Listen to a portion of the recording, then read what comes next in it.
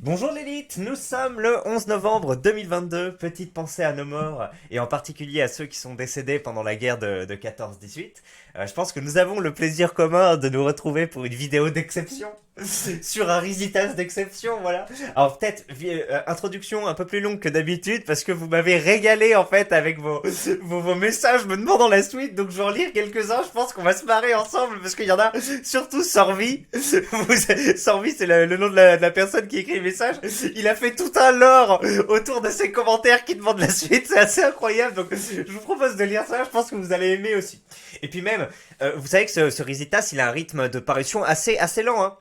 Il y a des personnes qui n'ont pas respecté mes recommandations, qui sont allées voir à l'issue de mes vidéos les chapitres, ils ont défilé toutes les pages frénétiquement, et maintenant ils ont tout consommé, et ils se retrouvent comme ça, voilà, à attendre la suite. Alors déjà là, on va plus vite que la musique, hein. Avec mes vidéos, on va plus vite que le rythme des parutions du Risitas. Donc attention, voilà, essayez de prendre votre mal en patience, comme à l'époque quand on regardait les épisodes une fois par semaine. Et ben voilà, je sais que c'est difficile, je sais que ça gratte les veines quand on va lire ensemble, mais c'est comme ça. Courage les clés, courage. Vous apprenez un peu à être résilient. Voilà. D'ailleurs, je me suis dit comment est-ce qu'on peut l'encourager à prendre plus de temps pour faire ces chapitres. Je me suis dit peut-être je peux donner la rémunération que je gagne avec mes vidéos, c'est à peu près 5 € par vidéo sur son Risitas, à lui. Enfin bref, imaginez que j'ai tourné la phrase de manière française. Donc pour lui donner. Comme ça peut-être ça l'encourage un peu, tu vois, parce que c'est difficile quand on écrit un Risitas, j'en ai écrit un et c'est un problème physique, enfin social, enfin non, ni l'un ni l'autre. Psychologique, voilà, que traversent beaucoup d'écrivains. Alors c'est pas celui qui est en train de traverser, hein. Mais c'est en fait, il y a plein de gens qui demandent la suite, et on veut reporter un peu. J'ai connu ça, et c'est particulièrement dans les écrivains de Risitas, hein, que ça se passe. Et on se dit non, ça fait trop longtemps qu'ils m'attendent, il y a eu des centaines de messages, etc. Je vais devoir leur donner un super chapitre, et du coup tu t'y mets 1 heure, mais ton chapitre est pas assez bien, et t'as encore des mecs qui te demandent, et tu dis non, je reporte. Et parfois il y a des mecs, ça dure 2 semaines, 3 semaines, et puis parfois ils font plus jamais de chapitre parce que c'est une charge mentale pour eux. Franchement, si vous avez pas vécu ça, c'est assez compliqué de l'imaginer, mais je l'ai vécu moi aussi avec mon truc. Et à chaque fois que tu vois des messages, à la fois ça t'encourage et à la fois ça t'oppresse et tout. Donc je me dis peut-être si on lui file de la thune, il se dit allez, j'ai reçu de l'argent, là c'est concret, je me mets à m'y mettre de manière un peu professionnelle, quoi. Je pense qu'on peut faire ça, donc on verra, je vais en discuter avec lui sur Instagram. Bref, je vous fais un petit résumé de l'histoire, peut-être pour que vous raccrochiez les wagons, et après on part sur les messages qui m'ont fait rire. Puis je vous mets le générique et on continue la suite de l'histoire. Bien sûr, je vous mets un repère temporel, voilà, si vous voulez sauter l'introduction. S'il y a des gens qui arrivent, là, c'est la première vidéo qu'ils voient, ils se disent mais c'est quoi ce truc de la partie 3, etc. J'ai créé une playlist, hein, une liste de lecture, vous voyez ici, qui s'appelle Risitas de Célétin Spustix à Gros Baiser. Pareil, si vous voulez un jour vous refaire les vidéos comme ça, quelle que soit la vitesse d'écoute, hein. Ben voilà, j'ai isolé les plusieurs Risitas normalement, fils au père de Baristan Selmy. J'ai traversé la France pour ça aussi, qui était une classe de maître incroyable. Et puis celui-ci, voilà, de Tobias. Donc, je pense que c'est sympa, ça. Dans un an ou autre, vous te dites, tiens, je vais me refaire cette histoire en livre audio, ça peut être cool. Allez, on lit les commentaires. D'abord, on a Clint Noodles. Et alors, ce qui me bute aussi, c'est que c'est sur des vidéos qui n'ont rien à voir avec le résitage, genre la femme qui est morte à l'hôpital ou El Ryan. Tu sais, il y a genre soit un petit mot pour faire une comparaison, pour parler du titre de la vidéo, soit aucun rapport, c'est juste la suite, bordel. Et franchement, ça me tue, vous êtes trop fort, bravo. Allez, Clint Noodles qui dit aïe aïe, je me retiens d'aller lire les 5 autres chapitres du Risitas sur le Topax depuis 2 jours. Tu joues avec ma santé mentale, la clé. Désolé, c'est pas ma faute. S'il y avait tous les chapitres, peut-être que je sortirais des vidéos plus vite, mais non, il faut attendre, il faut attendre. Allez, Axel Tableau qui dit Œil, je t'aime bien, mais si tu sors pas la suite du Risitas, ça va barder. Voilà, 17 likes. Donc on ressent toute la ferveur populaire. Là, c'était sur la vidéo d'El Ryan. D'ailleurs, merci. J'étais bien dans la vidéo d'El Ryan. Voilà, j'étais maître de mon sujet. Je prenais du plaisir à en parler. Et il y a plein de retours positifs de votre part aussi. Il y a un mec qui a dit putain, la vidéo est géniale, etc. Donc c'était top. Franchement, c'est chouette. Alors, qu'est-ce qu'on avait? Dutch Vendrell qui dit bordel, le suspense du Risitas devient trop stressant là. Sweet vite, d'accord, je sais mais bon moi ces messages ne m'oppressent pas, hein. Ça fait rire et ça me dit allez, je sais ce que vous voulez et je vais travailler dessus. Mais à un moment on va arriver en bout de course, c'est que il y aura plus de chapitres, il va falloir attendre une semaine à un moment, hein. Une semaine, voire plus, pour qu'il y ait assez de matière pour une vidéo. Sergio Licci qui nous dit Hey, je suis en manque du Risitas, c'est plus addictif que le crack. Ok, je comprends, je comprends. En plus, on s'était laissé sur un cliffhanger, quelqu'un qui était accroché à une falaise, n'est-ce pas, avec beaucoup de suspense. Parce que... Allez, merde, j'ai dit que je vous faisais le résumé avant, c'est pas grave. En gros... notre ami Tobias qui découvre son internat là, on a les éléments qui se mettent en place, des gens qui sont sympathiques avec lui, d'autres moins, et il y a une petite merde, voilà, il s'appelle quoi? Il s'appelle Farrell, je crois, qui lui casse les burnes dans toute occasion, qui a un peu l'ascendant psychologique sur lui, et a même eu l'ascendant physique, puisqu'à un moment ils sont confrontés, la petite merde a enlevé son sac, et a fait un con à tête contre tête, et le mec s'est humilié, enfin s'est humilié, en tout cas, a répondu à la négative à cette invective, et donc, en plus après, le faux alpha Farrell se faisait réconforter par des meufs et tout. Donc vous comme moi, on avait le sang qui bouillonnait à ce moment-là, on se dit détruis-lui sa mère. Et c'est ce qui va se passer, j'en suis sûr, à un moment. Il va y avoir soit une domination psychologique par Tobias, soit une domination physique. Donc mais ça va trouver son point d'orgue et ça, c'est génial. Et, bref, tout le monde, vous comme moi, on reconnaît les qualités littéraires et la justesse des stickers qui sont employés à chaque fois. Enfin, c'est vraiment la crème de la crème du Risitas. Et puis, bien sûr, il y avait des histoires avec des femmes. Oh putain, une histoire où il croise une meuf dans le bus ou dans le tram, je sais plus. Et la meuf, elle l'utilise, elle dit bon ok, il est moche, ouais. Elle va l'utiliser pour raconter sa vie pendant quelque temps. À la fin, elle lui demande de porter sa valise. Le cuck, donc notre héros, porte la valise et la meuf après se fait séduire par un gars et il la voit en train de s'embrasser. Mais oh putain, donc c'était fou. Tu te dis oh merde, le pauvre. Et donc c'était génial. Allez, et donc là, à la fin, finalement, après toutes ces péripéties, hein, quand même un peu en eau de boudin entre le mec qui le victimise et alors que c'est une grosse merde, mais on voit des éléments qui se mettent en place parce qu'il par hasard, il va jouer au baby-foot, je crois, avec des grands, et les grands le prennent un peu sous son aile. Donc on rappelle que lui, en fait, il est en seconde. Je me suis un peu trompé à un moment, je dis qu'un vrai, non, il est en seconde, et les grands, bah, ça va plutôt être des terminaux, ouais, des terminales, j'imagine. Et donc, les mecs, ils disent, bah, attends, c'est qui te fait chier? Attends, c'est lui, là? Celui qui fait 1m35, donc c'est ouf! C'est génial. Allez, donc Pierre Linus dans la vidéo sur l'hôpital. J'ai oublié de réagir d'ailleurs à tous les commentaires sur l'hôpital, je vais essayer de le faire aujourd'hui. RIP à la dame. La suite du Risitas, c'est sur prescription. Et oui, belle référence bien sûr à cette jolie vidéo. Et maintenant on arrive sur les commentaires de Sorvi. Donc lui il a sorti le grand jeu hein, sur la vidéo de l'hôpital et sur la vidéo d'El Ryan. Je crois qu'il a fait les deux top commentaires à chaque fois. Donc bravo Sorvi, et en plus tes commentaires régalent. Donc le premier qui dit Ray, je me gratte les veines là. Je veux la suite du Risitas. Je vais devenir complètement désaxé et dangereux si la pénurie continue. 48 heures que j'essaye de me retenir d'aller consulter le sujet sur le forum, mais ma volonté diminue et mes pulsions augmentent. Malgré la qualité supérieure du récit et l'exclusivité qu'apporte ta narration, je ne pourrai bientôt plus garantir ma loyauté si la situation s'éternise. J'ai pourtant poussé les 2 premiers volumes de la série comme demandé. Et oui d'ailleurs merci à tous ceux qui mettent des pouces bleus, voilà, des j'aime en l'air. J'aurais dû le demander en début de vidéo. Continuez, hein, ça fait plaisir et ça aide à mieux référencer la vidéo. Donc voilà, continuez et merci, c'est sympathique de votre part. J'exige un ravitaillement dans les plus brefs délais. Ah, et paix à l'âme de la vieille dame, ce serait légèrement irrespectueux de poster ce commentaire sans parler du sujet de la vidéo. Mais bon, je me sens obligé de m'exprimer sur mon état mental. Mais écoute, j'espère que je vais t'aider à aller mieux sans vie. Et là, on va découvrir ton deuxième commentaire, donc où l'état mental s'est encore aggravé. Arnaqueur sans peur, boutiquier sans reproche. Le gars il parle de El Rayon. J'ai fait un rêve avec la partie 3 du Risitas. J'ai passé la matinée à rafraîchir la page de la chaîne et j'ai failli agresser un lycéen métis d'1m50 dans la rue par réflexe. Vous savez le fameux Farrell, voilà, vous avez vu, il se retranscrit là. Les symptômes s'aggravent de plus en plus. Je suis pas sûr de tenir passer le week-end à l'aide. T'inquiète, on est vendredi, on est avant la fin de semaine, donc c'est bon, on envoie la suite. Ouh. Bon, génial, énorme ces commentaires, merci. Là, c'était un peu la fin de là où on s'est séparés la dernière fois, voilà. Après toutes ces péripéties, finalement, il allait parler avec la belle italienne. Il s'est dit, allez, je vais prendre mes couilles à 2 mains. Je crois que oui, c'est ça. J'allais lui parler. Et là, on se disait, mais qu'est-ce qui va se passer? Est-ce qu'il va bégayer comme une merde? Est-ce que il va avoir une opportunité, etc. Voilà, on en arrive. 10 minutes d'introduction, mais je pense que vous êtes peu nombreux à l'avoir passé, qu'elle était sympathique. Je vous envoie le générique et on se retrouve direct après pour la suite du Risitas. À dans 20 secondes.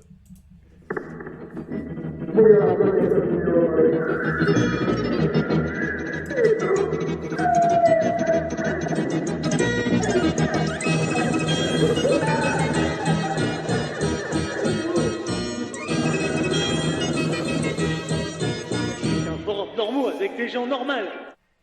Hop là, je vous retrouve, hein. Ceux qui ont passé l'introduction ou qui ont tout écouté, hein, bien sûr. Désolé de le répéter, mais mettez un petit j'aime sur la vidéo. Voilà, merci. Vous avez été très nombreux à jouer le jeu sur l'épisode 2, c'est très sympa, presque 400 je crois. Donc continuons hein, de bien référencer cette histoire incroyable. Peut-être des gens après vont les découvrir et on va partager ces bons moments tous ensemble. Et puis moi, en plus, ce sera peut-être de l'argent gagné qui ira dans la poche de celui qui écrit le Risitas. Ce ne sera pas pour moi, non monsieur. Voilà. Mais j'ai pas encore pris d'engagement à cet égard-là, mais c'est possible. Allez, allez. Taisez-vous, œil. On remercie bien sûr les sponsors choufins de nous payer ça. On a beaucoup parlé en début de vidéo et tout. À partir de maintenant, c'est l'histoire. Place à Tobias 62, chapitre 7, l'italienne, Tobias tout Condor. Tu te donnes un top départ, tu prends le peu de couilles que tu as et tu sors de ta cachette. Courage! Tu te lances dans sa direction. Au fur et à mesure de tes pas, tu entends boum boum. Boum boum, les battements de ton cœur. C'est ton putain de cœur qui bat comme une grosse caisse. D'habitude, il fait ça quand c'est la fin de la 4e branlette. Tu fais exprès de tracer pour ne pas avoir de regrets. Sauf que tu y vas tellement de manière déterre dans sa direction qu'elle te regarde avant même que t'arrives. Imaginez, la fille elle est là au cam et là elle voit un mec marcher comme ça arriver vers lui. Tu supplies tes jambes de ne pas lâcher. Elles t'ont bien résisté. Quand tu te faisais victimiser, elle pourrait faire l'effort de pas être du putain de coton quand tu vas aller sur la première marche de la Renaissance. Elle fait volte-face pour rentrer dans le lycée. Mais elle me fait quoi? T'es parti vers elle à la vitesse équivalente d'une balle sortie d'un pistolet, elle a dû te prendre pour un taré. Non bordel, t'as pas fait tout ça pour rien. Tu commences à trottiner après elle. Excuse-moi, je peux te parler? Elle se retourne, hésitante et méfiante. Oui? Je te veux pas de mal, je sais absolument pas quoi dire. Je t'ai vu, je te trouvais belle. Ah, c'est gentil. Putain de malaise, c'est pas beau à voir. Tu sentais que ton cœur allait exploser tellement il battait. Même elle devait l'entendre. Tu me dis quelque chose en fait, on se connaît? Tu crois? Elle réfléchit, puis un demi-sourire, similaire à sa méfiance qui se ramollissait, se dessine sur son visage. T'étais le mec qui était venu en plein cours d'exploration de l'art. Elle commence à rire un peu. T'étais là avec un autre mec, vous avez interrompu le cours et le prof vous a couru après jusque dans les couloirs en rageant. Ton téléphone sonne mais tu réponds pas. Ah oui! Putain, si tu savais qu'elle était là, t'aurais fait une entrée plus classe que la tambouille que t'as servi avec ton compère Marty. Il y a encore un silence, tu décides de le briser direct. Haha, le prof, il a l'habitude de s'énerver comme ça? Non, il est tout le calme d'habitude, c'est ça qui est drôle. Tu la sens relativement à l'aise, du coup tu l'es aussi. Ah, parce que moi j'ai un prof qui s'énerve tout le temps. Isaac? Elle prononce son nom comme si elle prononçait un mot interdit. Comment tu... T'es en communication visuelle aussi? Oui, en dernière année. Tiens, elle a 2 ans de plus que toi, mais elle fait plus jeune. Et toi, tu es en première année du coup? Oui. Ça te saoule qu'elle sache que tu sois plus jeune qu'elle, du coup tu la relances rapidement, tu n'as pas le temps. Alors comme ça, tu as déjà eu Isaac. Je l'ai encore. Il t'a déjà disputé? Oui, il m'a même fait pleurer à... Quoi? Cette sombre merde a fait couler des larmes sur ma chouquette? On est à côté du parking. Je vais localiser sa voiture et crever ses pneus. Ah, dur. Je suis une petite chose, que veux-tu? Tu la vois regarder derrière ton épaule. C'était sa grosse copine qui attendait au loin. Tu l'avais oubliée, celle-là. Elle aurait pu venir te faire une clé de bras par derrière pour défendre sa pote. Je dois y aller. Je m'appelle Joaquina. Tu hoches la tête. Avec tout ça, t'avais oublié de te présenter. Ah oui, moi c'est Tobias. Salut! Et elle part. Putain, tu l'as fait. Elle est hyper gentille, bordel. Tu te vois déjà lui tirer les cheveux pendant la levrette. T'es tellement content, tu regardes ton téléphone, tu vois 2 appels de Marty, tu le rappelles. On est en cours avec Cadini, t'es où? Bordel, c'est vrai, j'arrive. Ça va, t'as loupé 10 minutes et malgré les remarques de Cadini, tu t'en fous des maths, t'as atteint ton objectif. Petite pause. Donc on va lire 4 chapitres, en fait. Là, on a lu le premier de ces chapitres, hein, parce que c'est en fait des gros chapitres scindés en 2. Donc petite pause, voilà, on a déjà lu un quart de l'histoire qu'on va parcourir aujourd'hui, je sais que ça passe vite, mais la séquence est folle encore une fois. Enfin, je suis désolé, le truc est très anecdotique là, de marcher vite vers une fille, tu dis elle se retourne, regarde qu'est-ce qui se passe, etc. C'est des choses qui se passent en quelques secondes dans la vie réelle, qui ont un impact, hein, mais qu'on documente relativement rarement finalement. Alors t'as certains films après qui te montrent un peu ces séquences de malaise et tout, et ils sont particulièrement remarquables parce qu'ils se disent ah tiens c'est vrai je me reconnais un peu dans ce genre de situation, etc. Et là ce type de Risetta c'est génial parce que on exploite à 100% en fait ce type de situation et on se retrouve vraiment dans des positions un peu de faiblesse ou de conquête qu'on a vécu dans notre adolescence et là, c'était top. Donc finalement, après toutes ces appréhensions, hein, et c'est bien normal quand on va approcher une femme charmante, finalement, ça se passe bien. Elle a 2 ans de plus que lui, pareil que moi j'imagine, quand vous avez entendu ça, vous dites ah merde, les femmes, hein, elles ont un truc, comment ça s'appelle, quasiment un automatisme mental à moins se projeter avec des hommes plus jeunes, à part quand ils arrivent à un certain âge, voilà, et après il y a différents types, mais en général, voilà, au lycée, non non, si t'as 50% de chance, voilà, si tout se passe bien avec une fille, mais si t'es plus jeune qu'elle, ça passe directement, et surtout 1 an ou 2 ans de moins, ça passe directement, tu divises le truc par 4 ou 5. Donc on est là, on se dit merde, ça va se corser, mais il est quand même euphorique, il a quand même pas mal de positivité à l'égard de la suite de cette relation. Donc on a hâte de voir comment ça se suit. En tout cas, c'est chouette qu'elle soit aussi sympathique. Et d'ailleurs, c'est un archétype qu'on retrouve un peu chez les belles personnes, hein. Je crois que Welbeck en parlait dans l'extension du domaine de la lutte. Il disait justement que le personnage principal d'extension du domaine de la lutte, c'était une espèce de mec 4 sur 10, enfin qui gagnait assez bien la vie en travaillant dans l'informatique, mais il avait aussi un succès avec les meufs et il était un peu aigri. Et il avait un de ses potes qui était grand, mâchoire carrée, etc. Il le décrivait, je sais plus comment c'était.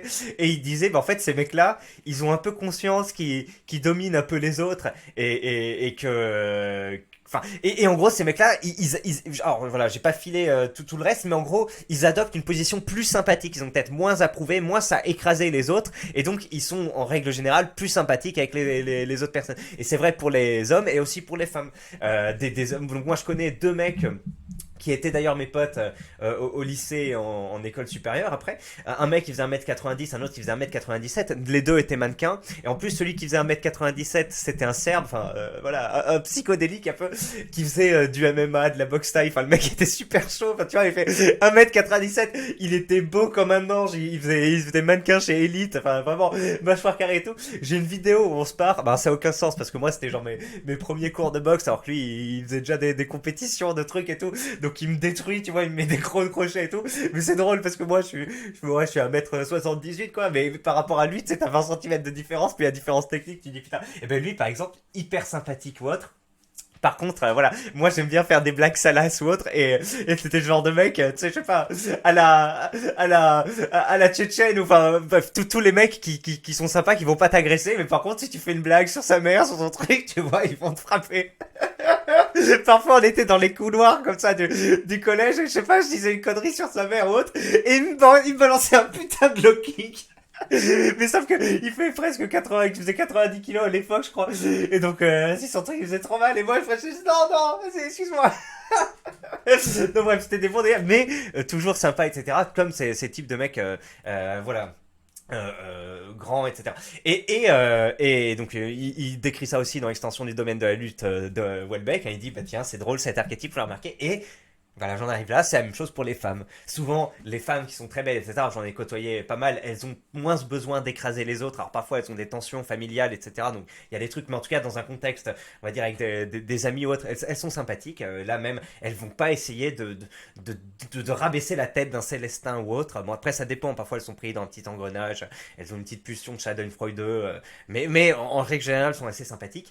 Par contre, ces personnes angéliques, qui cumulent plein de points. Et d'ailleurs, les gens dans la rue vont moins souvent aborder les femmes comme ça, extrêmement belles, que les femmes un peu, voilà, 6, 7 sur 10, qui sont jolies, mais qui sont pas non plus des canons de beauté. Et elles sont, c'est vrai, hein, je crois qu'il y a des études où je suis pas sûr, mais en tout cas, c'était un truc que les gens ont de l'appréhension, on se dit, bah non, je vais pas l'aborder, j'ai aucune chance, etc. Donc ils vont aborder plus souvent les femmes un peu moins belles, qui développent de l'aigreur vis-à-vis de ce genre de comportement, etc. Après, il y en a qui même, et moi, par exemple, ma sœur qui est très jolie, voilà, grande, etc. Je pense qu'on peut la classer dans le type des femmes sympathiques sur d'elle qui vont pas rabaisser les autres. Et ben, elle s'est fait aborder genre que 2 fois dans la rue et après elle en a parlé, genre au repas de famille et tout. Elle fait ah ben c'était sympa. Enfin bref, tu vois, c'était sympa. Voilà, c'était pas une nuisance et tout. Alors qu'après des femmes comme ça, tu dis mais attends, mais il y a des gens qui t'abordent toi. Elles vont dire ah non, ça casse trop les couilles, etc. Mais il y a ce genre de truc assez étonnant. Et donc oui, souvent, donc ces femmes très jolies, très sympathiques, ont des amies qui vont être plus petites, qui vont être plus grosses, qui vont être hargneuses, aigries. Et enfin moi j'ai déjà pareil rencontré ces archétypes et vous aussi. Et elles, par contre, elles vont essayer de rabaisser le mec qui les séduit. Elles vont prendre du plaisir à exprimer leur volonté de puissance, à rabaisser les autres, etc. Et bah là on voit que la fille très jolie Joaquina a une copine grosse. Et ben c'est peut-être ce qui va se passer dans la suite de Srisitas. Donc bref, merci pour cette première partie. J'ai un peu divergé, je pense que je mettrai le repère temporel. Et maintenant, on va directement au second chapitre sur 4 de la journée. Dites-moi en commentaire, hein, là je me presse pas, parce que dans les précédentes vidéos, je me pressais un peu, je mettais la pression, vous m'avez dit arrête, t'inquiète, tes divagations sont sympas et tout. Dites-moi si là quand même ça fait quand même beaucoup, parce qu'en plus, voilà, c'est peut-être un sujet un peu connu, voilà, les personnes belles qui ont pas besoin d'écraser les autres, et les personnes plutôt aigries, moches, qui ont ce besoin. Mais je pense que, voilà, la petite anecdote de mon pote Serve qui me mettait de low kick, je pense que vous aura fait marrer. Donc allez, on continue. La suite. En cours de français, donc il est arrivé 10 minutes en retard hein, parce qu'il a eu cette interaction, tu te mets à repenser à la rencontre avec un œil un peu plus objectif. L'euphorie s'estampon. C'était pas terrible, t'as bien pataugé au final. Si elle t'avait pas remis, si elle ne t'avait pas remis, donc c'est-à-dire si elle ne s'était pas souvenue de toi par rapport à cet espoir avec le prof, ça aurait donné quoi? C'est vrai que chanceux pour le coup. Il avait le pied dans la porte. Sans ça, ça aurait été juste malaise land. Mais comme quoi, parfois, on fait des trucs et ça nous retombe dessus de manière positive. Bon, alors là, il a rien fait de sympathique ou autre. Mais bon, c'est toujours mieux que d'avoir rien fait.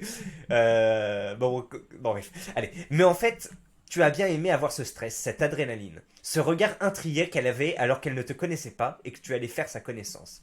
Je fais une toute petite introduction, c'est vrai. Et ça, c'est un truc qui peut te manquer quand t'es en couple. T'as beau être dans une position difficile, dans une position de malaise, etc. Les rapports de séduction sont quelque chose d'extrêmement excitant. C'est comme les sports de combat et quelques autres choses où t'as du malaise, t'as de l'incertitude et tu te sens vivre. Tu te sens vivre, t'as des pulsions, t'as de la sueur, t'as le cœur, etc. Une fois que t'es en couple, c'est vrai que tu t'installes un peu plus dans une routine et on va dire que ce qui avait été à conquérir reste plus ou moins conquis, donc t'as plus ces phases d'expansion de toi-même, hein, j'ai envie de dire, où tu te sens vivre à 100 à l'heure, voilà. Et là, il nous dit, ça a beau être stressant, etc., c'est du bon stress, enfin, c'est, voilà. Et c'est vrai que c'est difficile de sortir de sa zone de confort, mais quand t'en sors, tu peux te prendre des malaises énormes, mais tu peux te prendre des malaises ambigus qui te font après sentir bien. Moi, j'ai l'impression que ce type de sensation, tu retrouves plutôt dans le sport à la fin tourner avec un mec qui est plus lourd que toi, qui a plus d'expérience, plus rapide en sport, voilà. Ben, là, tu retrouves un peu ce genre de truc. Alors, c'est pas vraiment la même chose, mais tu dis putain, comment je fais? Putain, comment je fais? T'as tout ton esprit, tout ton corps qui est penché dans ce truc-là, et c'est pour ça que moi j'aime bien les sports de combat. Tu te dis que tu iras la revoir demain, tiens. Plus rien ne m'arrêtera. Mais un souci allait montrer le bout de son nez dans ce même cours. En français, ce qui est bien, c'est que tu es à côté de Zélie, alias Pommette Girl. Donc c'est une fille avec des grosses pommettes. Quand il lui avait fait la bise, boum, il s'était pris un coup comme ça. Tu lui adresses jamais la parole, tu réponds seulement quand elle te parle.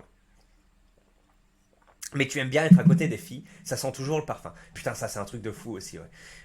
Parfois je passe dans le RER comme ça, donc ma femme en met très peu, mais parfois je passe et ouais, tu sens le parfum, ça sent encore un peu long, et à quelques mètres derrière, et je me souviens effectivement de lycéennes ou autres qui en mettaient.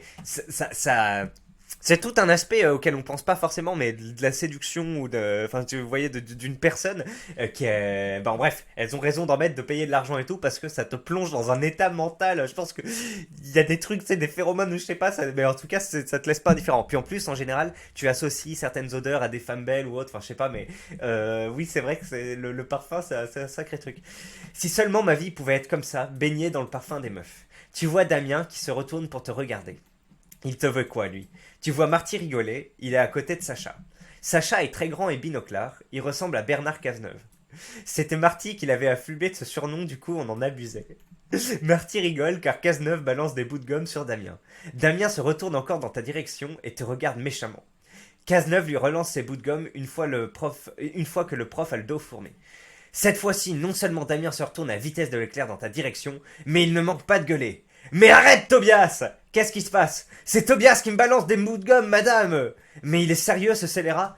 Tu vois Marty en train de hurler de rire, ce qui te fait rire. Tobias! Votre carte verte! La carte verte était une carte où un prof t'enlevait des points de comportement et si elle était remplie, c'était la retenue. Mais j'ai rien fait, madame. Elle ne voulait rien savoir, ce malgré la défense de ta voisine, et tu te prends un point en moins. Ah ouais, parce qu'en plus la défense, elle a dit mais c'est pas lui, madame. Sympathique là. Ouais, mais bon, parfois t'es là, t'as pas le temps. Ça t'emmerde pas, Osef après tout, mais tu remarques que ça fait rire ce petit con de Farrell. En sortant des cours, tu vois Damien qui te regarde mal, sauf que cette fois tu lui rends ton regard. Votre différend vient de grimper d'un cran. Tu vas voir Marty et Cazeneuve qui t'attendent à la porte. Bande de trous de balles, vous faites chier. Désolé, mais moi j'en pouvais plus. Ouais, plutôt que toi que moi. Et Cazeneuve repart droit comme un i. À la cantine... Ah ok, plutôt toi que moi. En gros, je préfère que ce soit toi qui prenne la foudre du prof et de Damien que moi. Bon, petit con, petit con. À la cantine, tu te retrouves avec Marty et la bande de la classe B, où votre compère Maxence est... Donc Maxence, c'est le troisième mec qui habite avec eux dans la coloc. On se disait avec Melvin, on va créer un club muscu à l'internat. Vas-y, cassez pas les couilles avec votre muscu. Toi, t'es banni d'avance de toute façon. Transforme Damien en bodybuilder et je viens. Pour l'instant, il y a moi, Melvin, Farrell. Attends, Farrell? Moi, j'y vais pas. Je reste geeké avec Marty. Pourtant, ça te ferait pas de mal. 3 mecs viennent de se rajouter à la table. Joachim, Corentin et Valentin. Ils sont en sérigraphie. Putain, qu'est-ce que c'est que la sérigraphie? Désolé, j'ai pas fait de bac pro les clés.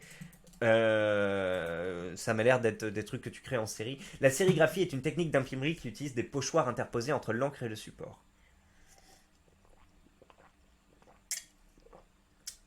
Ok. Mais il y a encore du boulot là-dedans parce que ça m'a l'air d'être un art un peu.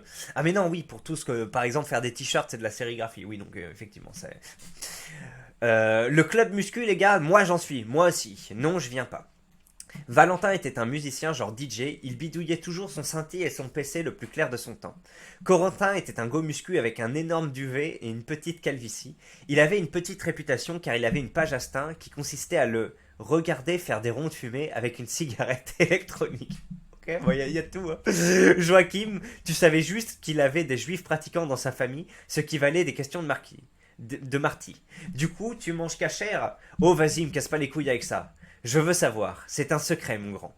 Toi, tout ce que tu vois, c'est Joaquina qui mange à la Toi, tout ce que tu vois, c'est Joaquina qui mange à la première table après le service. Tu la vois rigoler avec un mec et son pote. Putain, mais c'est coyote sans foi ni loi. Et oui, ça c'est un truc quand tu commences à être amoureux d'une meuf, etc.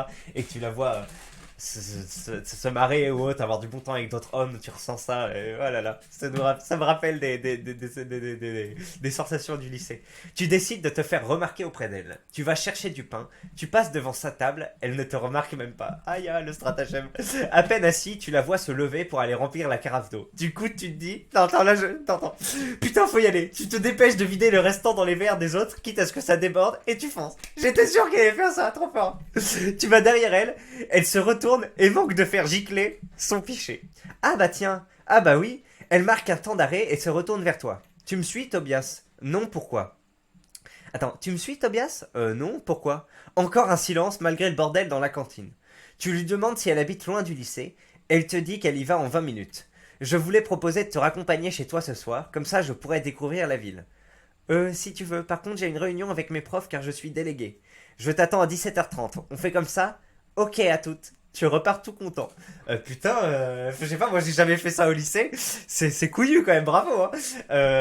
C'est assez impressionnant hein, que ce soit avec n'importe quelle fille.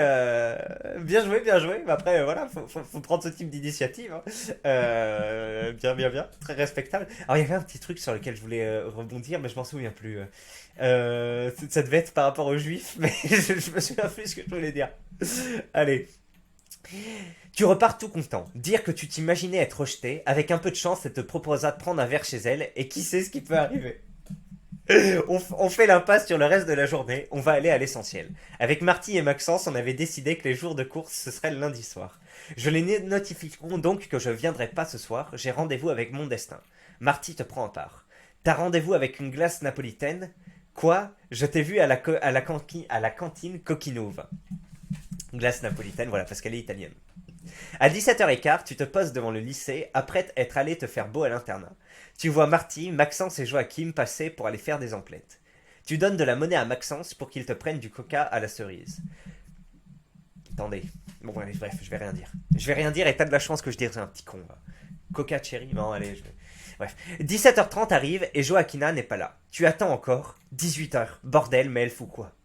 Alors, petit truc, il y a des gens, coach en séduction, type Stéphane Edouard ou Yann Piette, etc., qui te disent, bon voilà, 20 minutes au-dessus d'attente sans réponse de sa part, je me casse, il y a un manque de respect, tu perds des points dans l'œil de la meuf, etc., etc. Je suis d'accord avec ça sur le papier. Je suis d'accord avec ça, on va dire, de réagir comme ça. C'est vrai que le temps est précieux, tu vas pas le perdre, surtout si elle sexuise pas et tout. Mais je crois que je vous l'ai déjà dit, avec ma femme, cette enfoirée, elle est arrivée 1h30 en retard au premier rendez-vous, sans mot d'excuse, parce qu'elle était en train de discuter avec sa copine qu'elle n'avait pas vue depuis longtemps, etc., etc. Et donc, la variable œil de l'élite qu'elle avait rencontré le jour précédent, voilà, était passée à côté de ses pensées. Et finalement, elle était arrivée en retard, etc. Bon, après, elle s'était excusée, elle m'avait offert un petit cadeau. Et la suite de la relation est quand même sympathique. Mais voilà, cette règle des 20 minutes, parfois ils se disent, au-dessus de 20 minutes, voilà, je me casse, etc. C'est pas normal.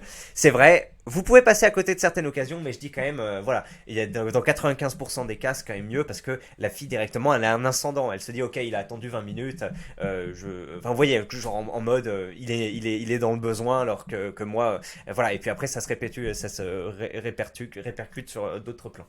D'ailleurs, sur le plan du respect de l'horaire. Voilà, je vais pas détailler les relations avec ma femme, mais c'est vrai que voilà, c'est géré à la cambodgienne, quoi. Alors, je sais pas si ça veut dire grand chose, mais en tout cas, les horaires sont un point indicatif qui se tient dans une espèce de réalité à part. 16h peut vouloir dire 18h30, mais ça dépend la taille du soleil et tout. Enfin, bref, incroyable. Il fait noir et tu vois tes potes revenir. Joachim marchait devant car il faisait la gueule à Marty. Ce con m'a renversé des chips au jambon sur la tête. Ah oui, vu qu'il est juif. Je t'ai proposé de croquer dans le paquet pour voir si t'en voulais, mais t'as donné un coup dedans, bouffon, va. Je suis pas pratiquant du con, de façon je t'entends plus. Aïe, ce vieux couple. 18h30, elle sort enfin. Elle te calcule même pas. Joaquina? Ah, tu es là, je pensais que t'étais parti. On a eu du retard, mais tu m'attendais depuis tout ce temps. Bah ouais, hé hé. Ah, il fallait pas. Tu commences à faire la route avec elle, sauf qu'arrivé à la moitié de la route, elle te dit que tu devrais rentrer. Ah, t'es sûr? Il fait noir, je peux t'accompagner. Non, t'inquiète, à plus. Bordel, mais pourquoi elle est devenue comme ça? Tu fais la route jusqu'à l'internat, et tu repenses à ce qui aurait pu la refroidir. Le fait que tu l'aies attendu 30 minutes supplémentaires, peut-être? Tu rentres dans le lycée, et ça y est, tu comprends. Tu as été needy. Suite. Eh oui, on vous l'a expliqué. En plus du fait que quand t'es comme ça needy, tu renvoies une image où elle se dit ok j'ai la position ascendante. Et au niveau du rapport de séduction, elle se dit aussi bon bah voilà c'est un truc déjà gagné, ça m'intéresse moins. Enfin, vous connaissez le mécanisme et donc voilà le mot needy résume bien des choses. Position asymétrique et moins d'intérêt de sa part, moins d'affection, etc. Continuons. En cours de français, tu te mets à repenser à la rencontre avec un œil un peu plus objectif. Les storistes s'estompons. Ah mais on a déjà lu ça. On va passer à la suite. Il a dû reposter, je pense. Il a dû reposter. Bon, écoutez, sympathique ce second chapitre qu'on a lu du jour. On a déjà lu la moitié. J'ai fait mes commentaires en direct. Rien d'autre à rajouter. Encore une fois, belle écriture. Et bah on connaît ça, hein, on connaît ça. Est-ce que t'aurais dû te barrer au bout de 20 minutes? Je pense que oui. Je pense que oui. Mais là, moi avec ma femme, je peux pas barrer. Après, c'était un peu spécial. Je faisais du sport à côté, je tournais une vidéo, donc c'était pas comme si je faisais rien et j'attendais, etc. Peut-être que si ça avait été le cas, je serais peut-être parti. Mais ouais, à un moment, elle vous en voudra pas. Enfin, ce que vous dites, si à partir du moment il y a 20 minutes, 30 minutes de retard, enfin au-dessus de 20 minutes, vous dites non, c'est bon. Elle comprend. Peut-être que si on se revoit et que, comment dire, si on se revoit et que t'as de l'importance pour elle, elle se dit bah désolé, c'était ma faute, etc. J'ai pas respecté l'horaire. Normalement, c'est normal. Et si par contre, et si elle t'en veut, bah ça veut dire que de toute façon, c'est bon. Y avait trop d'efforts à faire ou peut-être que t'aurais jamais pu arriver au bout avec elle. Donc dans tous les cas, au-dessus de 20 minutes, 20-30 minutes, faut partir. C'est la règle. Voilà, en théorie.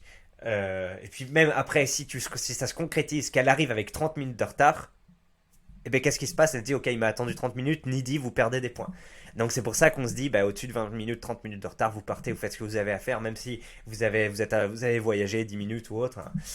Voilà, c'est du temps perdu, mais après en plus sur vous-même, vous dites, ok, c'est bon, j'ai économisé mon temps, enfin vous voyez, ça vous fait un petit regain de trucs, et bon, voilà, ça vous est arrivé une fois, deux fois, pas grave, peut-être que cette fille dont vous étiez amoureux, elle s'évanouira de vos pensées et vous la reverrez peut-être plus jamais ou quelques fois, mais le sentiment s'atténuera.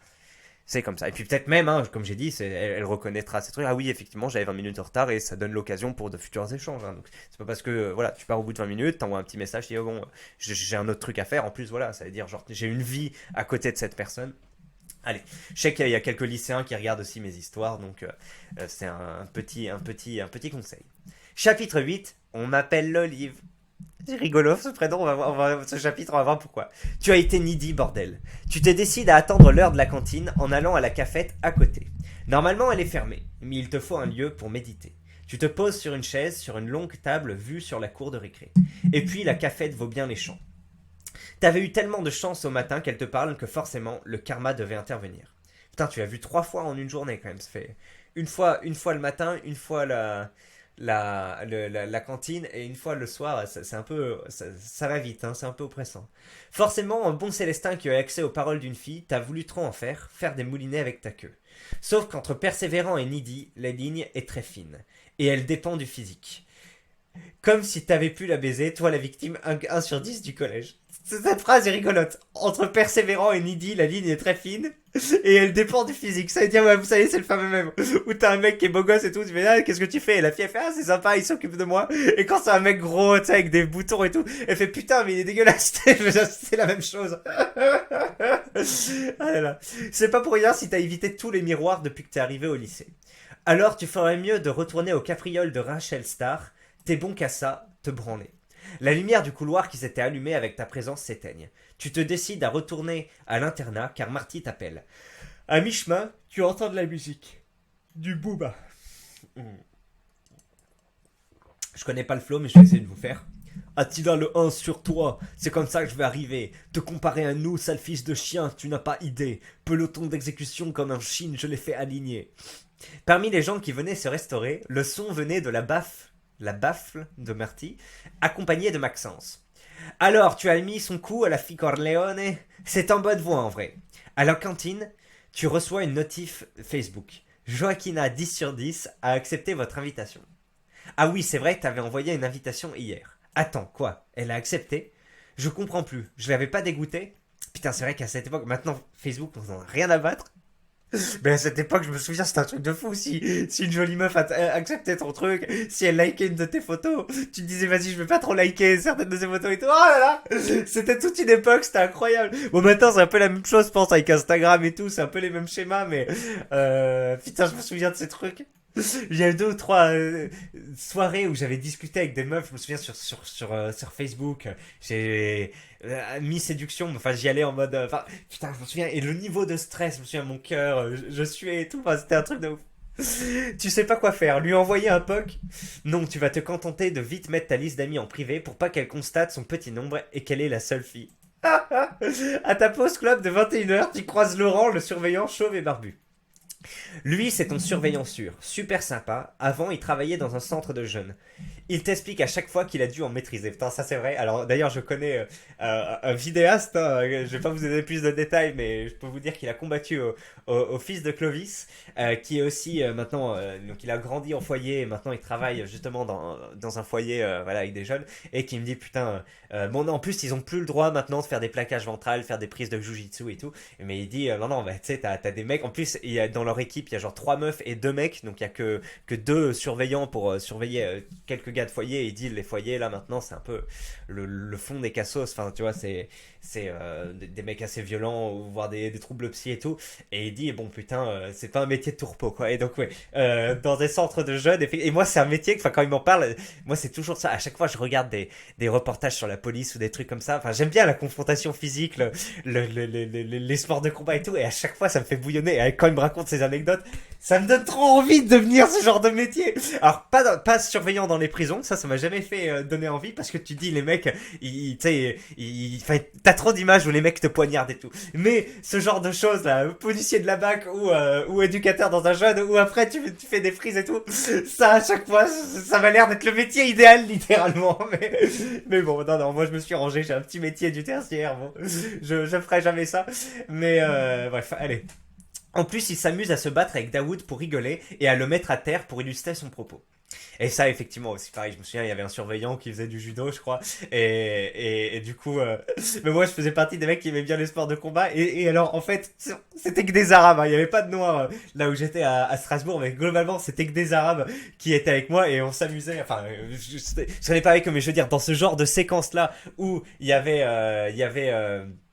ce genre de truc physique, mais en fait ça arrivait que 2 fois, hein, mais c'était avec des arabes où le mec il nous faisait des frises, etc. Donc voilà. Allez, pour illustrer son propos, tu t'étais lié avec lui car vous aimez le cinéma tous les deux, vous vous passez des films sur vos disques durs. Vous parlez de Kubrick, Scorsese, Kurosawa, Olivier Stone, Almodovar, et ouais, déjà à cet âge-là.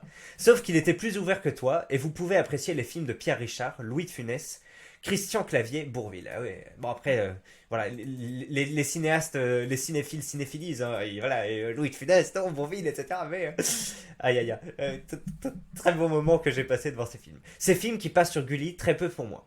Tu rates des trucs, il n'y a pas que Kubrick dans la vie, il y a des chefs-d'œuvre dans la filmo de Bourvil. Tu vas me conseiller quoi la prochaine fois? Taxi 9. Je te passe Requiem for a Dream vu que tu l'as pas vu. Bourvil dans Requiem for a Dream, mais non, j'en ai beaucoup entendu parler, je vais le regarder chef. Tiens, c'est bien, cinéphilie comme ça. Le lendemain en cours, vous êtes avec Isaac. Sauf que tu remarques que ton PC ne marche pas, forcément. Isaac vient voir et commence à s'énerver. Mais putain, y a rien qui marche ici. Alors, j'imite un peu Jean-Pierre Coff, savoir que Jean-Pierre Coff, c'est parmi mes premiers fous rires sur internet. Il y a des YTP, des YouTube Poop avec Jean-Pierre Coff qui sont absolument incroyables. Ah, attends, comment ça s'appelle on décrit Jean-Pierre Coff. Et j'étais triste quand il est mort. J'ai fait un truc sur Facebook, je crois. Enfin, j'ai fait un petit post pour dire putain. Enfin, regardez déjà le bœuf à la fraise. Regardez la tête qui se prête parfaitement à ces trucs-là. Il y en a plein sur Jean-Pierre Coff. Alors, Jean-Pierre Coff pète un câble. Enfin, je sais plus laquelle, mais c'est des trucs absolument incroyables parce qu'il s'énerve facilement et après tu peux reprendre ces mots. Oui, c'était avec. Je pense que c'est celui-là. Oui, c'est ça avec truc. Et lui, il dit qui a le temps aujourd'hui de faire des confitures? Et après, il s'énerve. Enfin, c'est incroyable. Donc bref, moi j'aime beaucoup Jean-Pierre Coff et de voir sa tête comme ça et en plus le mec qui s'énerve, ça fait du bien. Mais putain, y a rien qui marche ici. Il lutte et finalement se résigne. Allez me chercher Marc. Qu'un délégué aille chercher Marc. Monsieur, on n'a pas encore fait l'élection des délégués. C'est pas vrai, si. Bon bah Sacha, va me chercher Marc. Sacha, alias Cazeneuve, te croise. Susboule, petite merde. Marc, qui est l'informaticien pour ceux qui n'ont pas compris, arrive. On sent qu'il a l'habitude que Isaac l'appelle pour tout et n'importe quoi, vu la gueule qu'il tire. Il vérifie tout. Ah, le PC est mort. Bon bah monsieur Tobias, vous irez sur un PC du CDI pour l'exercice. Tu fais ton sac et tu te casses. Je peux aller avec lui, demande Marty. Sûrement pas, mais mon PC marche pas. Menteur, va. Et Tobias revenait à midi pour enregistrer l'exercice sur le dossier de la classe. Sauf qu'arrivé au CDI, tu vois tous les ordres pris. Tu n'oses pas demander un PC. Du coup, tu vas te cacher dans les chiottes du premier étage. Ils sont propres, on n'est que le matin. Tu t'enfermes, tu te poses par terre et dans le noir, tu regardes Requiem for a Dream sur ton portable, comme promis à ton surveillant, ok? Assez étonnant comme chemin de. Comme cours et d'état, mais bon, voilà. Tu es à fond dans le film. De temps en temps, tu vois la lumière s'ouvrir sur le seuil de la porte. Les différents passages ne t'empêchent pas d'apprécier ce que tu regardes, même si tu sursautes quand tu vois la poignée s'incliner en vain. Alors j'ai envie de voir ce que c'est Requiem for a Dream. Le titre me dit quelque chose, bien sûr, mais. Tiens, Internet. C'est avec qui Jared Leto. Un film de 2001. D'accord. On voit quelqu'un qui pleure. Écoutez, aucune idée de quoi ça parle. Avec Jared Leto jeune. Ouais, ça a l'air d'être une histoire de drogue quand même, vu la gueule de Jared Leto. Bon, après, je connais pas trop les films de Jared Leto, juste Joker et. Enfin, c'est même pas Joker, c'est Suicide Squad. Et l'autre, c'est quoi? Le film là avec la cocaïne. Non, c'est pas ça. C'est avec des armes de guerre là. Lord of War. Où il joue le frère du coup qui est drogué. Il a une tête effectivement de mec un peu fragile, drogué comme ça. Donc ça m'étonnerait pas qu'il joue le rôle d'un drogué. En plus, regardez, on voit ça là. Et ouais, effectivement, il est en train de faire un truc. Donc voilà, ça a l'air d'être une histoire de drogué. peut-être de guérison, d'addiction, enfin bref. Tu es à fond dans le film. De temps en temps, tu vois la lumière s'ouvrir sous le seuil de la porte, voilà, ça on a déjà vu. Tu ressors du chiotte. Putain, les mecs qui disent du chiotte, vous m'énervez. Déjà, le mot chiotte m'énerve. Mais alors, les mecs qui. Tu vois, en plus, il a mis le S. Donc, c'est-à-dire, il est conscient que tu vas dire des chiottes. Ouais, c'est pas grave. À 10h, hop hop, c'est l'heure de la pause. Quel film quand même, il t'a trauma. Regardez, petit sticker de Felden. La scène du cul à cul t'a chamboulé. Tes yeux sont éblouis après être resté trop longtemps dans le noir. En parlant de cul et d'éblouissement, tu croises Joaquina. Elle te regarde vite fait, mais bon, vu qu'actuellement tu dois être un insecte à ses yeux, elle te sourit en despi et en deux spi, donc c'est-à-dire rapidement, et regarde ailleurs. En fait, tu remarques que tu la dégoûtes pas, mais elle est juste indifférente à ton sujet. Mais malgré tout, tu entends qu'elle dit à ses copines: Je vais voir ma petite sœur. Elle a une petite sœur. Ses parents ont créé le summum du physique féminin et ces idiots ont fait l'affront de réitérer l'expérience. Tu vois avec Marty, ben justement, il faut pas dilapider ce patrimoine génétique et n'en faire qu'une copie. Il faut imposer cette beauté au monde de manière, de la manière la plus efficace possible. D'ailleurs, c'est assez drôle ça quand tu vois des fratries, tu sais, comme la fratrie du Giga Chad. Après, on sait pas si le mec existe réellement ou c'est du photomontage, mais tu sais, enfin, pareil, t'as des, je sais plus quel mannequin ou autre. Enfin, tu vois les photos, il y a genre 6 filles, elles sont toutes grandes, 1m80, blondes. Enfin, tu sais, la plastique incroyable et tout. Et t'as des mecs comme ça, des familles où les frères et les sœurs sont tous beaux, tu te dis, c'est incroyable. Tu vas avec Marty et Jean-Louis vers les buissons à côté du lycée. On a installé Counter-Strike sur les PC. Moi, Isaac, il surveille mon PC, je crois. Il s'allume un joint. Les gars, vous devriez faire gaffe avec cette merde. Je viens de voir un film. Eh oui, ah, vous avez vu, j'ai vu juste. Tu t'arrêtes car tu vois Joaquina avec une autre fille à côté du CFA. Putain, qu'est-ce que c'est que le CFA? Le franc CFA. Car oui, votre lycée est collé à un CFA. Serait-ce donc sa sœur que je vois là? Attendez, je sais pas ce que c'est un CFA. Un centre de formation d'apprenti. D'accord. Ok, donc c'est encore plus qu'un lycée professionnel. C'est directement... voilà. Serait-ce donc sa sœur que je vois là? Mouais, elle vaut pas l'original. Tu décides à aller voir. Ta curiosité a atteint un point dangereux. Putain, imagine, la meuf, elle est en train de parler avec sa petite sœur. Et déjà, ça, c'est un truc. Tu sais, t'as la vie sociale avec les gens, etc. Et t'as la vie privée avec tes parents, ta famille, etc. Et quand t'as. Pareil avec le boulot, tu vois, t'as le boulot, la vie au travail et la vie, la vie sociale, puis la vie privée. Et tu sais, il y en a, surtout des femmes, et quand un de ces mondes entre en rapport avec l'autre, ça les énerve et ça leur fait peur ou autre. Enfin, et elles ont des réactions négatives. Donc là, attention. Imaginez en plus, t'es là, t'as 2 8 sur 10 qui discutent, etc. Et tu vois passer le Célestin qui te regarde un peu comme ça, comme un furet. Ça doit être ouf. Tu vas dans le local à vélo qui est entre le lycée et le CFA et tu t'accroupis pour écouter. Mais putain, mais on est dans un film ou quoi? C'est quoi ce bordel? Elles s'engueulent. Tu comprends que leurs parents sont divorcés, que Joaquina vit avec sa mère et sa sœur avec le père. Chacune leur camp, on dirait. Ah ouais, Joaquina vit avec sa mère et sa sœur vit avec le père. Et l'autre con, il est là, enfin pardon, l'autre con. Non, j'ai du respect, etc. Mais je me projette à ce temps-là, tu te dis, ok, j'ai gagné des informations sur le dossier. Comment je vais pouvoir utiliser ces informations à mon avantage? C'est genre, ah oui, le divorce, etc. C'est en mode, oui, je suis... Oh putain, c'est fou. Ah mais comment tu sais? Enfin, tu vas parler de trucs qui la touchent, voilà. Je faisais ça à l'époque aussi quand j'allais sur Facebook, j'essayais de voir ce que la fille aimait, etc. Mais ok, vas-y, je vais essayer de m'y connaître là-dedans. Bah bref, on est... voilà. C'est top. On commence à comprendre ce qui va se passer. Chacune leur camp, on dirait. T'entends pas bien tout, car des fois, des gens viennent mettre et prendre leur vélo. Du coup, tu dois faire genre chercher quelque chose pour pas te faire griller.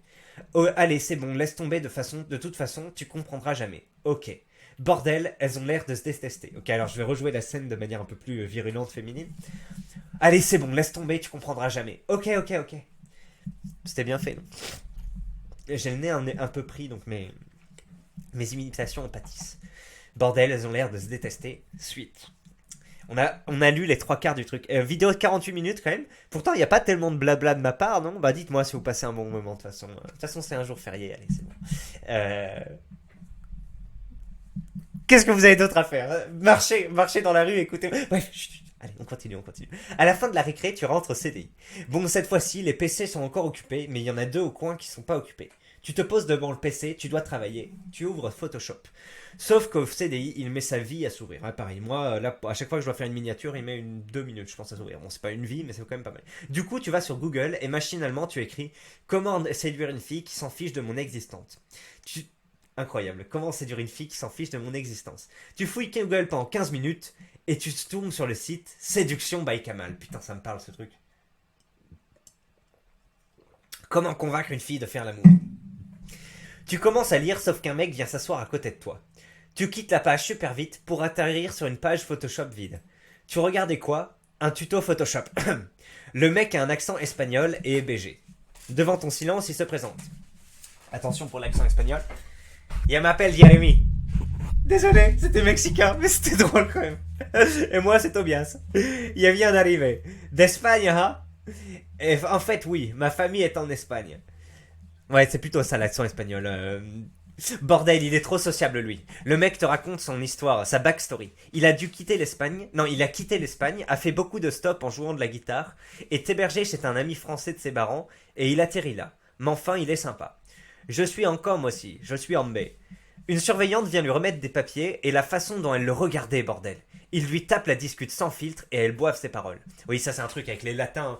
Je vous ai dit à la boxe, il y a un mec qui est colombien, je crois. Alors ça fait quelques années qu'il est en France. Et c'est drôle, la décontraction avec laquelle il va parler avec des filles pour les séduire et tout.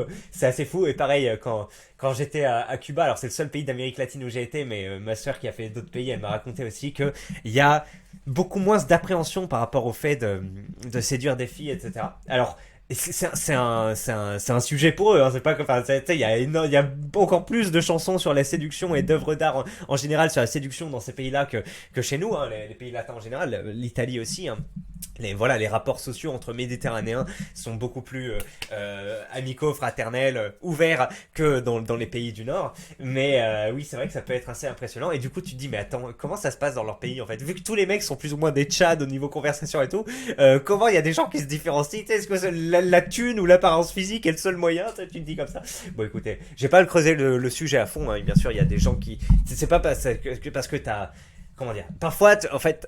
T'as des mecs qui sont même hyper extravertis par rapport à leur pays extraverti d'origine, hein. Et donc voilà, tu te dis putain ils sont tous comme ça là-bas. Non, le mec est déjà très extraverti par rapport à normal. Mais bref, il lui tape la discute sans filtre et elle boit ses paroles. Il t'a saoulé lui, t'es jaloux. Alors qu'elle part. Elle est belle hein, pas mon genre. Petit silence où seuls vos clics de souris se font entendre. Je vais être un alternat pour un moment. Tu fais de la musique? Non, pas du tout. Si tu veux, on m'a invité à un club musique, c'est à la salle d'anglais au 2e étage. Ouais, tranquille. Bordel, seulement depuis la matinée et déjà invité à des cercles sociaux, ce cheat code. Putain, ouais, le mec est arrivé le matin et il a déjà des potes et il parle à des gens comme ça. Tu décides de ne plus lui parler. Aïe, aïe, il faut trop le seum. Il fait trop le seum au camarade. Tout le long de la journée, tu seras pendu au site Séduction by Kamal. Tu vas lire des pages et des pages. Le nombre de red pills que tu te prends. Entre autres, les meufs aiment pas les mecs trop ascensionnés, les gentils. Putain, je me souviens de l'époque en 2015 où j'ai découvert tout ce monde, où tu savais pas trop comment te comporter et tu lis des articles et tu comprends des choses là comme ce que je vous ai un peu expliqué sur les 20 minutes en vidéo, tu sais. Il y a des gens, ils y ont jamais pensé, ils comprennent pas ce qui se passe, etc. Et tu lis ces trucs et tu dis putain, ah ouais, je fais tout mal, c'est ouf. Et tu comprends un peu la psychologie, voilà. Donc c'est drôle de tomber là-dedans, de commencer à découvrir tout ça. Pile poil l'erreur qui t'a perdu avec Joaquina. La journée a été bénéfique en apprentissage, tu rentres dans ta chambre à 17h. Tu es dans ton lit allongé et Marty est assis sur une chaise à côté. Vous faites tourner le coca à la cerise et tu te mets à vider ton sac à propos de Joaquina. Alors c'est très bien de discuter et de parler comme ça, mais on te voit pas écrire que tu fais des pompes. Quand est-ce que tu fais des pompes? Enfin moi chaque jour je rentre, je fais des pompes. J'en parlerai un peu de temps en temps, je dis voilà, je rentre chez moi, je fais des... Et pourtant il n'en parle jamais. Donc est-ce que cette personne ne fait pas de pompes? Je serais quand même étonné que ce soit le cas, alors qu'en plus tu dois prendre de l'aplomb physiquement, c'est quand même assez bizarre. Alors ça s'est mal passé, pourquoi tu l'as pas dit? Je voulais pas que Maxence me prenne pour une merde. Tu vois qu'il te regarde de manière insistante. Toi, c'est pas pareil, tu juges pas. Donc je peux être pathétique avec toi, tu as le droit à tout. Tiens, un petit pain. En fait, les meufs, c'est assez spécial. Faut souffler le chaud et le froid, c'est chiant. Bats-toi-en les couilles. Sinon, il y a un espagnol qui est arrivé dans la classe. J'ai l'impression qu'il va voler toutes les meufs. Putain, je l'ai rencontré au CDI. Il m'a invité à un club de musique. Quel naze. Ah ouais, chaud. Oh bordel. Et après, tu vois l'espagnol conquérir l'italienne et tu te dis merde. C'est bon, c'est mort. Le mec, il a fait 10 fois moins d'efforts que moi, mais son charisme naturel a tout balayé. Bon, et j'espère que ça va pas être comme ça, parce que si ça se passe comme ça, c'est assez un fond le cœur, mais bref, allez, continuons. Maxence rentre et se change. Oh, couillon, tu fais quoi? Je vais au club de muscu. Mec, t'en as pas besoin, t'es beau. Je serai musclé et je serai le patron de la chambre. J'arrive pas à croire qu'il s'est fait corrompre. À peine Maxence parti, Marty ouvre son sac et te montre un petit sachet avec de l'herbe. On va devant le lycée? Ah, ça y est, t'es déjà tombé dedans. Allez, me laisse pas seul. Imagine, je suis shooté et je me perds. Tu fais chier, Marty, vas-y, je viens. Putain, je comprends pas. Comment si jeune tu peux te mettre à faire ces trucs, tu dépenses de l'argent, tu perds des neurones, etc. Ah là. Mais bon, ça arrive. Vous sortez et vous tombez sur un groupe de gens qui font de la musique. En fait, c'était le club de musique qui devait bouger dehors. Tu reconnais Jérémy, c'est l'espagnol, et ils étaient un mélange de gens qui fumaient des ouinges, des clopes roulées et faisaient du skate aussi. Marty peut pas s'empêcher d'aller les voir, donc tu suis. Je peux essayer le skate? Vas-y, man. Pendant que tu regardes ton pote essayer de pas se casser la gueule, Jérémy vient te voir. Tobias, mon ami, je savais que tu viendrais. C'est clairement pas ton délire, des mecs avec des bobs et des dégaines d'aminateurs de centre aéré, et en plus ils font péter du joule dans leur baffe. Parmi ces larves, tu reconnais la sœur de Joaquina. Ça fait digne dans ta tête, tu y vas, tu remarques qu'elle est défoncée. Tu te mets à jouer un rôle. Wesh, je fais de la musique avec Jérémy. Gros, ta tête, on dirait une olive. Vous parlez des banalités, t'apprends qu'elle est au CFA en coiffure, mais contrairement à sa sœur, tu t'en bats les couilles de l'AERT. Ok, putain, attends, ça m'a fait remonter un peu des souvenirs du Vietnam, d'aller parler à une fille comme ça. Alors, je sais pas d'où ça vient ce souvenir ou autre, mais directement bas de plafond. Et déjà que moi, je dis pas mal de trucs un peu choquants et tout. Quand je vois des gens comme ça sous l'effet de l'herbe ou autre dire des trucs qui peuvent être un peu méchants ou autre, et pareil, ça m'a fait la même expression, tu sais, t'es là, merde, tu sais, ça te stoppe, etc. En plus, surtout, quand la fille est plus belle que toi, et ça veut dire, elle prend une espèce d'ascendant déjà naturel, parce que tu dis merde, comment je fais ça, mais en plus, elle joue ton jeu de te surprendre en te parlant de trucs et en te mettant un peu mal à l'aise, donc ça fait double domination. Non, je retourne pas, et je retrouve pas exactement quel souvenir du Vietnam j'ai par rapport à ça, mais putain, comment t'es trop fort, Tobias, qui écrit le Rigitas. Cette simple phrase, gros, ta tête, on dirait une olive, c'est sans doute ce qui s'est passé, mais la tête d'Angèle colle tellement bien à la situation. Bordel. C'est assez incroyable, hein. C'est vraiment un super récit. Vous parlez de banalité, t'apprends qu'elle est CFA, etc. Ah, je connais ta sœur. Ah ouais, vous êtes proches? Absolument pas. Pourquoi tu l'aimes pas? C'est une conne coincée du cul. Tu la prends à part. Y a autre chose, non? Si tu me le dis, je te joue Wonderwall à la guitare. Allez, attrape la son. Ben, nos parents sont divorcés. Moi, je reste avec notre père. Et moi, et elle reste avec notre mère. Et elle me déteste car je parle pas à votre mère et que je fume tout le temps. Du coup, moi, je m'en branle d'elle. Là, déjà, il sait que elle aime pas les gens qui ont des comportements addictifs, c'est déjà bien. L'autre Marquis qui lui disait vas-y fume, imagine qu'un jour l'italienne elle te demande de fumer. J'ai dit attends, ça me paraît complètement US comme situation, mais on se retrouve. L'œil de l'élite avait raison par rapport à Bertie, voilà, par rapport à ce sujet-là. Bref, du coup moi je m'en prends d'elle. Ouais, bah effectivement, oui, quand tu vois des gens de ta famille qui fument ou autres, qui ont des comportements dépravés, c'est compliqué. Soit tu passes l'éponge et tu dis, allez, j'aime quand même, c'est la famille, etc. Soit tu essayes de jouer le redresseur de tort et tu te heurtes et après tu peux couper les ponts. Enfin bref, tout un sujet. C'est encore plus dur quand bien sûr t'es le parent et que ça se passe comme ça avec ton enfant. Normalement, t'essayes d'éduquer en amont pour que ça n'arrive pas, mais on ne sait jamais. Hein, t'es pas avec tes enfants toute la journée et heureusement que c'est comme ça et ils peuvent avoir d'autres fréquentations, d'autres avis sur leur manière de se prendre en main et tout, ben, c'est tout un bordel. Et je dis des banalités, on continue la suite.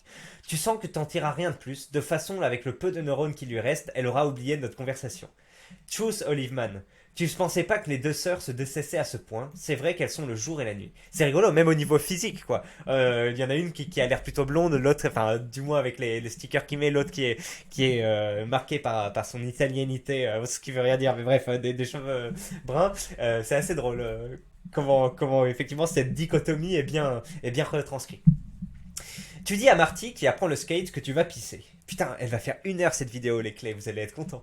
Vas-y gros, je te fais un ollie quand tu reviens. Un ollie, je crois que c'est un petit tour quand tu sautes en skate. En allant pisser, tu te mets à penser ce que tu as lu pendant la moitié de la journée. Sur les meufs, leurs techniques, leur système de pensée, sur leur hypocrisie. Ok, la pilule rouge est avalée. Tu repenses à la chouin qui avait déchiré ton dessin au collège. Non, j'en ai marre de me lever et que ce soit toujours la même chose avec les meufs. En tant que moche, il va falloir la jouer fine. Si je peux pas miser sur mon physique, il va falloir être cérébral. Être plus malin et sournois qu'elle. Ok, le plan s'est dessiné dans ma tête. J'ai trouvé le levier qui me fera sortir de l'indifférence dans l'esprit de Joaquina. Ce levier, c'est sa sœur. Mon nouveau genre, c'est de prendre les devants. Il n'y a plus de temps. Suite, nous demande-t-il. 1 heure de vidéo, mes blonds clés. On en est là, on en est là. Le plan se met en place. Vous voyez qu'il y a des péripéties incroyables. Hein. Le fait que, grâce au fait qu'il est rentré dans la classe, elle a déjà un peu un aperçu d'elle. Puis après, on voit l'évolution. Puis on se dit, putain, c'est un peu bloqué. Il a fait le nidi, il a perdu des points. Puis ça se débloque avec sa sœur. Il y a des péripéties dignes de Plus belle la vie ou que sais-je, des trucs à rebondissement. Mais là, c'est la vraie vie. Et parfois, il y a ce genre de choses. Hein. Moi, je vous raconte un petit truc comme ça. Je sais pas s'il y a trop de rapports, mais en gros, on savait pas trop où faire mon mariage avec ma femme. On voulait que ce soit cambodgien parce que elle était pas. Il y avait personne de sa famille qui allait venir à notre mariage. D'ailleurs, je dis non mariage, mais c'est plutôt notre mariage. Personne de sa famille, donc c'était plutôt un peu mon clan qui était plus représenté, même si c'était un petit mariage. Donc on se disait, bah, au moins, il faut que ce soit cambodgien, déjà pour les invités, et puis pour elle, tu vois, il y a un peu ça. Sauf qu'il n'y avait pas trop de restaurants cambodgiens loin de chez nous et enfin près de chez nous et là où on faisait le mariage. Et il y a mon père qui se baladait en fait. En rentrant du travail, il était sorti à une autre station que d'habitude. Et en fait, en passant devant un restaurant espagnol de tapas, il a vu un asiatique qui était en train de cuisiner. Donc déjà, tu te dis, et ça me tue comment le truc a pas de sens, mais au final, c'est concrétisé. Et il passe en voyant l'asiatique. Et alors, je sais pas ce qui se passe dans sa tête, tu vois, parce que normalement, tu te dis, bon, mais tous les Asiatiques sont pas cambodgiens, je sais pas. Et en se disant, il dit, tiens, peut-être qu'il est cambodgien, peut-être qu'il peut cuisiner pour le mariage de mon fils, tu vois. Et du coup, il est rentré dans le resto, il a fait, tiens, les tapas, etc. Ah oui, excusez-moi, j'ai vu que vous étiez asiatique, vous êtes pas cambodgien par hasard. Si, si. Ah oui, vous savez cuisiner cambodgien, oui, oui, je peux faire des trucs. Et après, du coup, mon père, il a demandé, bah, est-ce que votre restaurant de tapas, il pourrait accueillir un mariage cambodgien comme ça, enfin, cambodgien, français, mais avec des plats cambodgiens. Et lui, il a dit, bah, pourquoi pas, je vais en discuter avec le patron. Et puis le patron était d'accord. Et donc finalement, voilà, on a privatisé le restaurant une nuit. Bon, c'était un petit resto, mais voilà, on était une trentaine de personnes. Donc, il a fait venir sa mère aussi, et sa mère, qui est en fait, son histoire est racontée dans le film Funan. Donc, en plus, c'est fou parce que Funan est un film absolument génial, d'animation qui a remporté le prix d'Annecy. C'est sur la tragédie cambodgienne. Hein. Comment ça s'appelle Pol Pot, Pol Pot, voilà, les Khmers rouges. Si vous connaissez pas de trucs, enfin, regardez ce film, vous allez pleurer. Hein. Moi, j'ai pleuré devant le film. C'est superbe, superbe, superbe. Et en fait, c'est son histoire qui est racontée à elle là-dedans. Et c'est le frère et parce que c'est le fils et réalisateur. Le fils aîné, et c'est le petit frère de ce fils qui a du coup ce restaurant où j'ai fait mon mariage. Donc bref, c'est rigolo. Et la mère est venue un peu pour donner des conseils de cuisine, un peu aider à cuisiner et tout. Elle parlait pas français, mais bref, c'est assez rigolo quoi. Et du coup, il y avait des Cambodgiens un peu au mariage, et puis il y avait un peu de la bouffe et on a pu comment dire.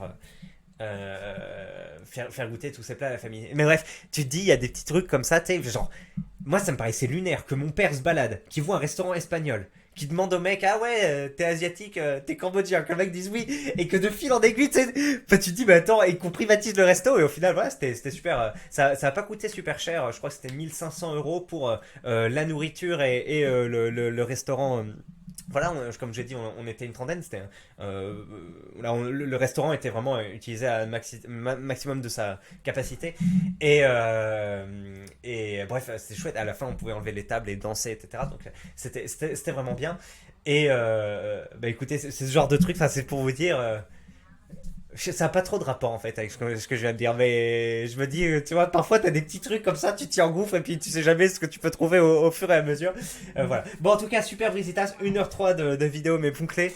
Je vous remercie, je vous aime. Merci encore pour votre attente et pour votre attente, ouais, et pour les messages drôles que vous mettez. Et j'espère que je vous ai fait passer un bon moment. Allez, à la prochaine. Explosez-moi la barre des likes, s'il vous plaît. Continuez à ce que ce soit bien référencé. Et à la prochaine, Edith. Allez, salut et merci encore.